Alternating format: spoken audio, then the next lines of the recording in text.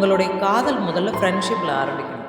எனக்கு ஒரு ஃப்ரெண்ட் இருக்காங்க, துர்கான்னு சொல்லி. ப்ராபப்ளி 3rd 4th ஸ்டாண்டர்ட்லேருந்து ஃப்ரெண்டு. திடீர்னு எங்கள் 2 பேருக்கும் ஒரு நாள் அப்ரப்டாக கான்டாக்ட் போயிடுச்சு.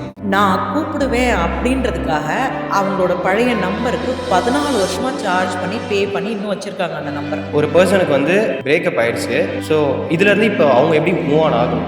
என்னை சண்டைக்கு இழுத்து விட்ற ஏகப்பட்ட பேர் திட்டுவாங்க. ஏன்னா அதை சொல்லுங்க மேம், ஃப்ரீயாக சொல்லுங்க, பார்த்துக்கலாம். 2 பேரும் ஒத்துமையாக இருக்கணும். அதுக்கு எதை வேணாலும் விட்டு கொடுக்கலாம். தாய் தந்தையாக இருக்கட்டும், அதை கூட விட்டு கொடுக்கலாம். அவ்வளவு முக்கியம் இந்த உறவு. சரி பாதி ஷேர் பண்ணிக்கலாம்னு சொல்லுங்க. பண்ணவே வேணாம், நீ ஷேரே பண்ண வேணாம். ஒரே ஆளே பண்ணிக்கோல, தப்பே கிடையாது.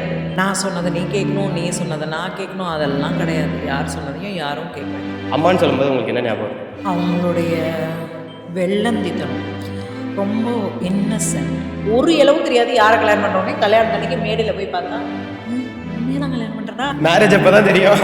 மேரேஜில் நிறைய சண்டைலாம் வரும்ல, அந்த சண்டையெல்லாம் எப்படி ஹேண்டில் பண்ணலாம்? 70% ஆஃப் த இஷ்யூ இந்த ஹஸ்பண்ட் அண்ட் ஒய்ஃப் போடும்போது யாராவது ஒருத்தர் ஈகோ விட்டு டக்குன்னு போய் கட்டி பிடிச்சாலே பாதி ப்ராப்ளம் சால்வ் ஆகும். கிவராகவே இருக்கும், டேக்கே இல்லையே அப்படின்னு கொடுத்துட்டு போயா. உனக்கு அந்த ரிலேஷன்ஷிப்பில் இருக்கணும்ல, உனக்கு அந்த ஃபேமிலி வேணும்ல, அந்த குழந்தைங்க வேணும்ல, அந்த கணவர் வேணும்ல.